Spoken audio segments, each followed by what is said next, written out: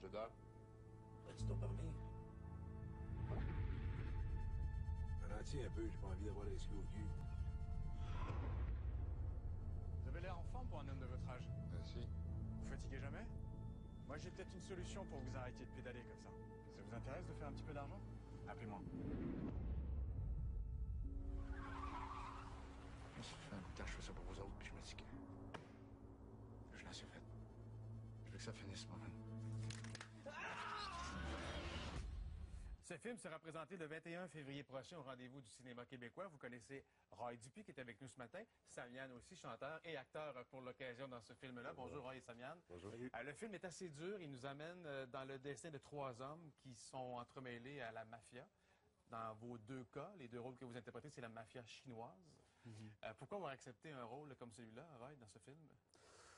Ben, pour l'histoire elle-même, pour le scénario, je trouvais que c'est un scénario bien écrit, intelligent, avec des personnages, des beaux personnages. Puis c'est un film qui a une audace. Oui, c'est un film qui se passe dans un univers, si on peut dire, difficile, dur, intense, mais c'est un film qui reste quand même très divertissant. On a vu moi, je l'ai vu pour la première fois à Québec. On arrive d'une tournée promotionnelle. Ouais. Puis les réactions sont quand même... Le monde rit beaucoup, ça sursaute. OK. Ouais, il se passe... C'est une incursion inhabituelle pour nous dans la mafia chinoise, notamment dans le cas de vos 2 rôles en question. Ton rôle, c'est Vincent, et Samian, c'est Boucan. Ouais. Alors, Samian, comment tu as vécu cette expérience-là? C'est la première pour toi au cinéma, d'ailleurs? Bah, moi, je suis comme un enfant, là. C'est Ah ouais? vraiment comme un enfant qui touche à une bébelle pour la première fois. Là. J'ai été émerveillé. Tu sais, c'est une première expérience, comme tu dis. Fait que, non, j'ai appris, surtout, tu sais, évidemment, de jouer. J'ai joué avec Roger Léger. J'ai eu quand même 2 jours de tournage avec Roy, mais c'est... Je parlais pas beaucoup dans nos scènes ensemble, là, mais... Une couple de scène, mais il était pas conscient. Exactement. Oui, tu étais sous anesthésie ou presque, hein, c'est ça? Il parle pas beaucoup, Sous Boucan. médicaments, mettons, disons. Ouais, là. OK. Carrément ça. Très fort. Exact. Anesthésié. Mais non, mais c'est un rôle muet dans ce cas-là, dans certains moments du film. Il y a non, mais il parle, il y a quand même la partie Roche, qui est la Ouais. partie de Boucan, et Normand. Non, il y a quand même... Non, juste la partie avec moi qui est... Les parties avec Roy Qui est Dupuis, pas je là, suis un peu, Toto. Il est pas tout à fait là. Ben, il est pas là. Ça te fait sourire un peu. Ben, c'est parce qu'on a joué ensemble, mais... Et finalement, Ben, ça veut dire, moi, j'ai joué avec lui.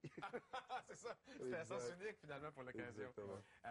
Alors, le film sera présenté le 21. Après ça, il va prendre, évidemment, l'affiche en salle. Vous avez assisté à des visionnements de presse, donc à des projections. Tu dis que ça arrive dans la salle. Les gens ont bien reçu cet univers-là, qui est inhabituel pour nous ici au Québec, disons-le. Ben, c'est un style inhabituel. Je sais pas, parce que quand même le cinéma québécois commence à être assez diversifié. Disons qu'il y a son originalité, oui, c'est sûr. OK. C'est un film qui, si on veut, où tu peux retrouver différents styles. Là. Qu'est-ce qui arrive à Il y a Vincent? presque du Tarantino là-dedans, à Ouais. des moments. Il y a du cowboy spaghetti, il y a du western spaghetti. Ouais, plutôt. ouais. Fait que c'est un mélange de différents styles. Et qu'est-ce qui arrive à Vincent? Ton personnage est un médecin. Ça va mal, là. Ça va pas super bien dans sa vie. Là. Ben, c'est un médecin. Disons qu'il a été banni de la profession. On ne sait pas tout à fait pourquoi. Là. On devine qu'il a fait des... il a commis des erreurs, il a fait des mauvais choix. C'est un film un peu là-dessus, sur différents personnages, mâles surtout, qui ont fait des mauvais choix dans leur OK. vie. Et qui doivent en payer se le prix. retrouvent dans la marde, puis qui essayent d'en sortir. Fait que Vincent, c'est un peu ça. Il est plus vraiment médecin, mais il continue à exercer son métier, si on veut, pour la paye chinoise, Pour rembourser, dans le fond, des erreurs. pour rembourser une dette. Ouais. OK. Samian, tu es un Amérindien qui quitte sa réserve pour une vie meilleure. La vie est-elle vraiment meilleure quand on la quitte? Ben, dans le cas de Boucan, je pense qu'il est un peu naïf dans tout ça. Là. Lui, il veut vraiment, il pense à son avenir, il est un peu aventurier, il s'embarque dans quelque chose qu'il connaît pas du tout. Il rencontre Normand qui est quand même quelqu'un qui travaille pour la mafia. Mais je pense que Boucan se rend compte qu'il est pas très... Le gars est pas clean, mais tu sais, il veut quand même travailler avec, il l'écoute quand même, il écoute beaucoup Normand. Mais c'est ça, non, c'est un jeune assez aventurier, assez naïf il croit qu'il peut aller chercher quelque chose de mieux, mais qui s'embarque dans quelque chose de pas trop clean. Là. Tu as dit que c'était un film de gars avec des guns, avec de l'ambiance. Est-ce que sur le plateau, vous sentiez cette ambiance-là glauque, dure, ou au contraire, c'était assez amusant sur le plateau? Toi qui étais un garçon sur le plateau. Comme je t'ai dit, c'était vraiment... j'étais un enfant. J'ai profité de chaque minute. Tu sais, je veux dire, je pense que c'était ma première expérience là, totale. Ouais. Fait que non, j'ai profité de chaque minute avec tout le monde. Puis, Tu aimerais renouveler l'expérience? Si Dieu veut, si on me l'offre, ouais, je pense que j'ai pogné la piqûre. J'ai vraiment aimé ça. Fait que, écoute, mais tu sais, je veux dire, je suis pas comédien de profession. Je veux dire, je pense que je suis quand même limité en tant qu'acteur. Je pense que Boucan, c'était justement une opportunité d'entrer dans le monde du cinéma d'une façon un peu plus... il était peut-être pas nécessairement facile à jouer, mais il était simple. C'est un personnage assez... On va quitter le monde du cinéma pour aller dans celui de la musique et des ressources naturelles. Je pense que tout ça, ça va bien aller ensemble en écoutant une chanson que tu as écrite qui décrit un peu ce qui se passe avec le plan Nord. Le gouvernement a décidé de perdre le Nord pour des diamants, de l'argent et de l'or. Il prétend vivre dans un pays libre, mais ils ignorent que la nature est le parfait équilibre. Trop de consommation pour des biens matériels. On est en train de perdre le Nord et les enjeux sont réels. Vous profitez de la terre pour vos propres envies, sans même réaliser qu'elle nous met en vie. Vous voulez profiter pour une seule génération, mais ces terres nourrissent toute une population. Vous voulez déraciner tout le Nord québécois, mais un jour vous comprendrez que l'argent... Mais on sent les gens qui manifestent pour décrire un peu ce qui se passe, tout ce développement minier dans le Nord québécois. Je sais que tous les deux, vous êtes personnellement touchés par ça parce que vous militez pour faire en sorte qu'on n'exploite pas notre terre comme on le fait présentement.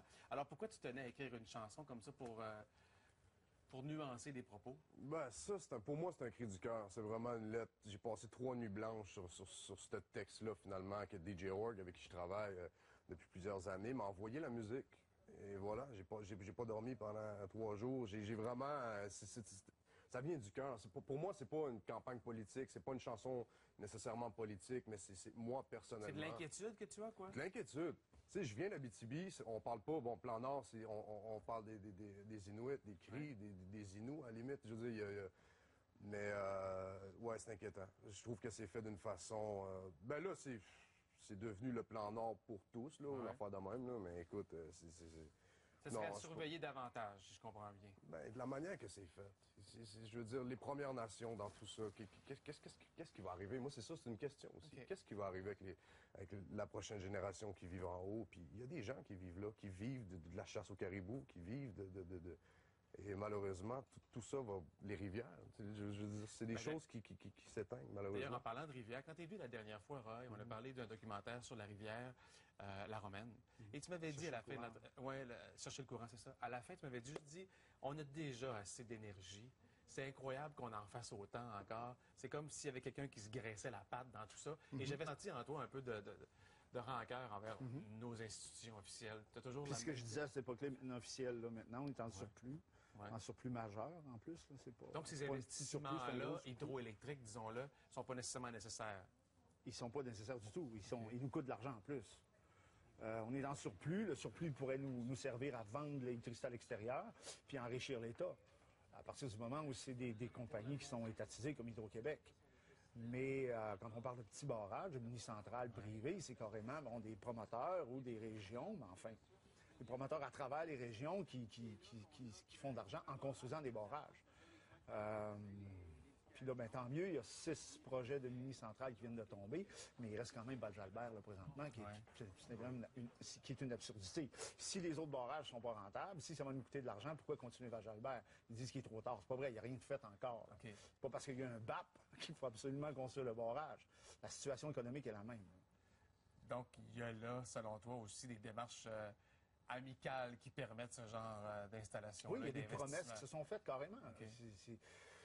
C'est des absurdités, puis c'est aussi des engagements, des gestes qui ne sont que politiques. C'est plus pour le bien commun du tout. Alors puis on parle de ressources, on parle de rivières, on parle d'environnement, on parle de choses qui sont précieuses, qui sont importantes, qui nous appartiennent à tous, puis qui sont de plus en plus importantes.